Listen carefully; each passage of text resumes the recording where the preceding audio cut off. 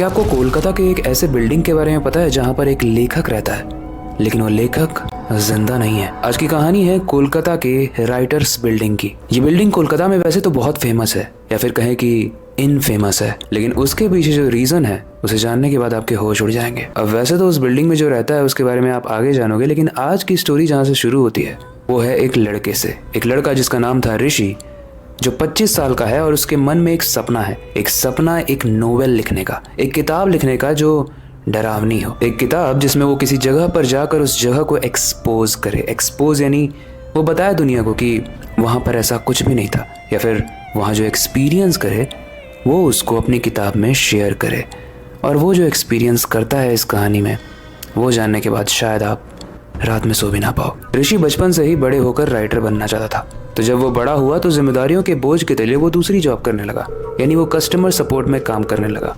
हम सभी लोग कभी ना कभी अमेजॉन, फ्लिपकार्ट या फिर एयरटेल या फिर बाकी ब्रांड्स के भी कस्टमर सपोर्ट को कॉल करते रहते हैं, और उसमें वो लोग जो आपकी कॉल उठाकर बोलते हैं हम आपकी किस प्रकार सहायता कर सकते हैं, वही लोग कस्टमर सपोर्ट में काम करने वाले होते हैं। और यही ऋषि भी कर रहा था, लेकिन वो अपनी लाइफ में खुश नहीं था, क्योंकि उसे बनना था लेखक और उसे लिखनी थी एक नॉवेल। एक दिन वो अपने दोस्त से बात कर रहा होता है और बता रहा होता है कि यार मुझे बचपन से ही लेखक बनना था, लेकिन जिम्मेदारियों की वजह से मुझे कस्टमर सपोर्ट में काम करना पड़ा, क्योंकि मुझे घर में पैसे भेजने पड़ते हैं, और अब तो मुझे ऑफिस वाले ट्रांसफ़र भी कर रहे हैं कोलकाता में। पता नहीं मेरी लाइफ में क्या होगा। लेकिन उसका दोस्त बोलता है कि ये टेंशन की बात नहीं है, ये तो बहुत अच्छी अपॉर्चुनिटी है। ऋषि बोलता है अच्छी अपॉर्चुनिटी कैसे, मेरा तो लाइफ का कुछ सही ही नहीं चल रहा है। उसका दोस्त उत्कर्ष बोलता है कि क्या तुझे वो कोलकाता की डरावनी बिल्डिंग नहीं पता है, वहाँ पर अच्छे अच्छे लोग जाने से भी घबराते हैं, और अगर तू वहाँ जाकर जो भी एक्सपीरियंस करेगा उसको तूने अपनी किताब में लिख दिया। तब ऋषि को समझ में आया कि ये कोई सज़ा नहीं, बल्कि भगवान ने उसके लिए एक अपॉर्चुनिटी दी है। ऋषि खुश होता है और अपने ऑफिस में जाकर ट्रांसफ़र के लिए अग्री कर देता है।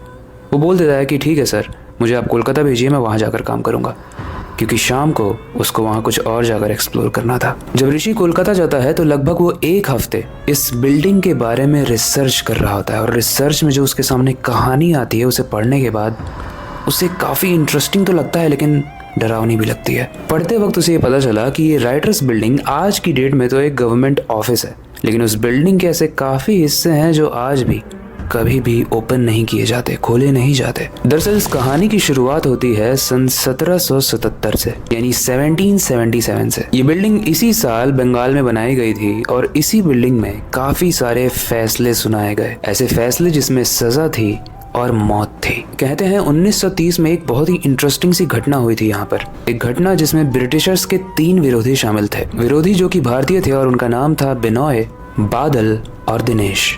दरअसल इन तीनों ने मिलकर उस वक्त के ब्रिटिश ऑफिसर यानी अंग्रेजों के ऑफिसर को गोली मार दी थी, और वो रूम जहाँ पर ये घटना हुई थी ऐसा माना जाता है कि वो रूम खून खून हो गया था, और वो रूम जहाँ पर ये घटना हुई थी ऐसा माना जाता है कि वो पूरे तरीके से खून से रंग गया था। और उसी रूम के दरवाजे के पीछे से ऐसा लोग आज भी मानते हैं कि कुछ डरावनी आवाजें आती है। ऐसा लगता है कि उस रूम में कोई बहुत ही खतरनाक जानवर बंद है। लेकिन क्या ये सच है?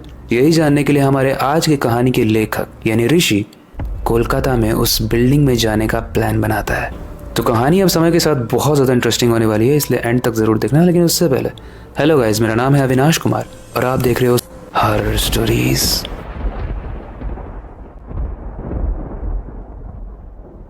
ऋषि ऑफिस से निकलते ही टैक्सी में बैठा और टैक्सी वाले को बोला कि राइटर्स बिल्डिंग की तरफ ले लो भैया। टैक्सी वाले को लगा कि उस बिल्डिंग में थोड़ी जाना होगा, उसके आसपास कहीं जाना होगा, तो उसने ऋषि को बैठा लिया। लेकिन जब टैक्सी वाले ने देखा कि ऋषि तो राइटर्स बिल्डिंग के सामने ही उतर रहा है, तो उसने उसे बोलने की कोशिश की कि भैया आप शायद जानते नहीं हो, इस बिल्डिंग के अंदर मत जाना, कहते हैं एक बहुत बड़ा दानव रहता है इसके अंदर। लेकिन ऋषि ने तो ऑलरेडी इस चीज़ पर रिसर्च की थी, तो उसने भैया को बोला कि भैया देखो ऐसा है, आप पैसा कितना हुआ ये बताओ और आप जाओ। वो टैक्सी ड्राइवर बोलता है मुझे क्या है, मुझे तो बताना था, क्योंकि मैं नहीं चाहता था कि आप जिंदा जाओ लेकिन जिंदा वापस ना आओ, इसलिए मैंने बता दिया, बाकी आपकी मर्जी।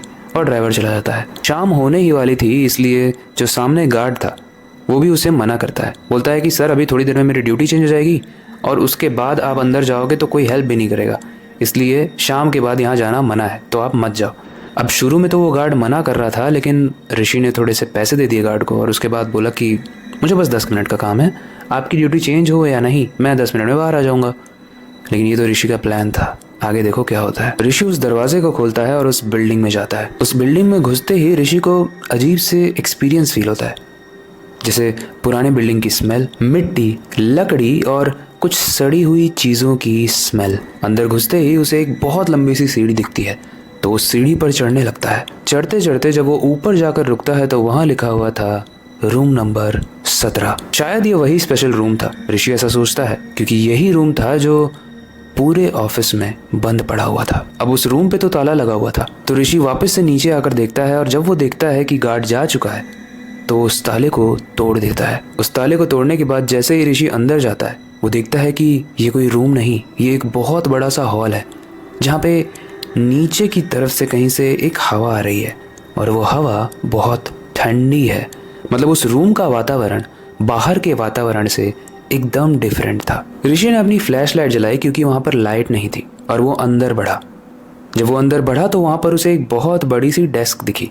उस डेस्क के ऊपर बहुत सारे कागजात रखे हुए थे और उसी के ऊपर एक फ़ोटो भी रखी हुई थी। एक फ़ोटो जो कि पुराने ज़माने की ब्लैक एंड वाइट फ़ोटो थी, रंगीन फ़ोटो नहीं, और वो फ़ोटो थी किसी ब्रिटिश ऑफिसर की।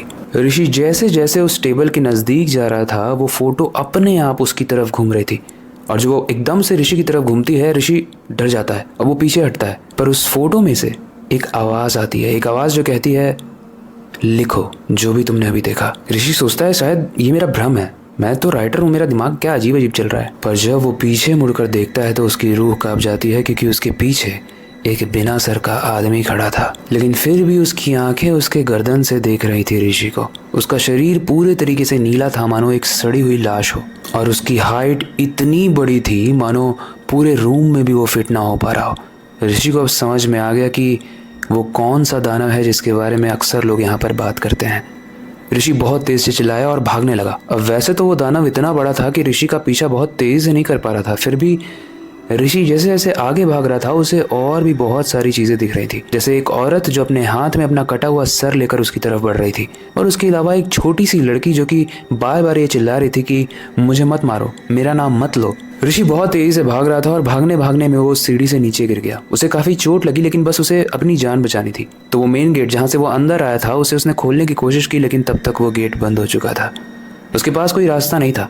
पीछे जो उसे बेसमेंट दिख रहा था अब उसे वहीं पे जाना था। ऋषि जल्दी से बेसमेंट में जाता है और सामने वाला दरवाजा लॉक कर देता है और जैसे ही वो बेसमेंट में जाता है यहाँ पर आता है कहानी में एक ट्विस्ट, क्योंकि उसे एक फाइल दिखती है, एक फाइल जिस पर नाम लिखा हुआ था ऋषि बनर्जी और उस पर मृत्यु की दिनांक थी जून 12। और सबसे इंटरेस्टिंग और डरावनी बात गाइस कि ऋषि जब अपने मोबाइल में आज का दिन देखता है तो वो भी थी जून 12। ऋषि जब ये देखता है तो वो पूरे तरीके से हिल जाता है। वो बस जल्दी से बाहर निकलता है, बेसमेंट का दरवाजा खोलता है और भाग के किसी तरीके से बाहर आ जाता है। स्ट्रेंज बात यह है कि इस बार उस बिल्डिंग का दरवाजा खुल जाता है और जब वो बाहर आता है तो वो गार्ड भी बैठा हुआ था। वो गार्ड जो जब ऋषि उस रूम नंबर 17 का लॉक तोड़ रहा था तब वो नहीं था। वो पूछता है उनसे, भैया आप अभी चले गए थे ना? गार्ड बोलता है आपको तो 7 ही मिनट हुआ है, आपने बोला था ना आप 10 मिनट में आओगे। तो हालांकि मेरा टाइम हो चुका है जाने का, बट मैं आपका वेट कर रहा था। क्यों, क्या हुआ? इतनी देर तक क्या कर रहे थे आप अंदर? आप तो बोल रहे थे कुछ फ़ोटोज़ लेने गए हो। ऋषि बाहर अगर गार्ड से बोलता है कि भैया आप सच में जा चुके थे और मेरे साथ सच में बहुत अजीब अजीब चीज़ें हुई। वो गार्ड उसकी बात नहीं मानता है, बोलता है भैया मैं तो यहाँ पर रोज़ ड्यूटी करता हूँ, ऐसा कुछ नहीं है। हाँ वो रूम है बंद, बट उस पे तो अभी भी ताला लॉक है, मैं तो चेक करके आया। ऋषि को कुछ समझ में नहीं आ रहा था, उसे कुछ भी समझ में नहीं आ रहा था कि अभी क्या हुआ, कि ये मेरे दिमाग का गेम था या फिर अभी ये सच में हुआ था। वो वहाँ की ऑर्गेनाइजेशन को सुबह होते ही सीसीटीवी फुटेज चेक करने के लिए बोलता है, बट सीसीटीवी फुटेज में भी कुछ नहीं निकलता है। और ऋषि ये डिसाइड कर लेता है कि वो इन चीज़ों को अपनी नॉवल में तो लिखेगा, लेकिन जब लोग उसकी बात ही नहीं मान रहे हैं तो बाकी लोग भी उसकी बात कैसे मानेंगे। वो किताब आज तक इनकम्प्लीट है। खैर ऋषि इस किताब को लिखेगा या नहीं वो तो हमें नहीं पता, लेकिन एक चीज़ हमें पता है कि कोलकाता की लोगों की एक राय है इस बिल्डिंग के बारे में। वो लोग मानते हैं कि जब भारत ब्रिटिशर्स का गुलाम था, यानी अंग्रेज़ों का जब गुलाम था, तो कुछ ऐसे लोग थे, कुछ ऐसे क्रांतिकारी थे जिन्होंने अपनी जान दे दी थी पनिशमेंट में। मतलब उनको फांसी की सज़ा सुनाई गई थी और भी तरीके तरीके की सज़ाएं सुनाई गई थी। कुछ लोगों ने तो अपनी मृत्यु आने से पहले ही सुसाइड कर लिया था। कभी अपना सर फोड़कर, कभी अपना गला काट कर, तो कभी जहर पीप कर। और शायद यही रीज़न है कि कुछ लोगों को वहाँ पर फूली हुई बॉडीज़ दिखती हैं, कुछ लोगों को सर कटी हुई एक औरत दिखती है जो हाथ में अपना सर लेकर चलती है, और एक बच्ची भी दिखती है, क्योंकि ऐसा माना जाता है कि एक बच्ची ने भी अपनी माँ के साथ वहाँ पर सुसाइड कर लिया था। लेकिन गाइज, मैं आपसे ये सजेस्ट करूंगा कि आप इस बिल्डिंग के बारे में और ज़्यादा पढ़ना इस वीडियो को देखने के बाद, क्योंकि इस बिल्डिंग में रूम नंबर 17 सिर्फ एक रूम है जिसके बारे में हमने बातें की, क्योंकि इस बिल्डिंग के हर कोने में, हर एक बालकनी में अपनी खुद की एक रहस्यमयी कहानी छुपी हुई है। एक कहानी जिसे जानते तो सब हैं, लेकिन लिखने से सब डरते हैं। आज की स्टोरी यहीं तक थी, एंड आई होप आपको ये वाली स्टोरी पसंद आई होगी। आपको क्या लगता है, क्या ऋषि ने जो भी एक्सपीरियंस किया, जो भी महसूस किया, क्या उसके वो लेखक वाले दिमाग ने मनगढ़ंत कहानी और तस्वीरें बनाई इसलिए किया, या फिर सच में राइटर्स बिल्डिंग में कुछ है जो लोग दिखा तो नहीं सकते लेकिन महसूस कर सकते हैं। अगर आप भूतों में बिलीव करते हो, आपने कभी देखा है, तो आप हमें कमेंट सेक्शन में ज़रूर बताना आपका अपना एक्सपीरियंस। इसके अलावा वक्त आ चुका है इस स्टोरी को एंड करने का और नई सुपर इंटरेस्टिंग स्टोरी पर काम शुरू करने का। लेकिन जाने से पहले मैं बस एक ही चीज़ कहना चाहूँगा, अपनी क्यूरियोसिटी को डाय मत होने देना, नई चीज़ें सीखते रहना। अपने बेड के नीचे और खिड़की के बाहर ज़रूर देख लेना, कहीं बिना सर की एक औरत तो नहीं खड़ी है। मिलते हैं अगली वीडियो में।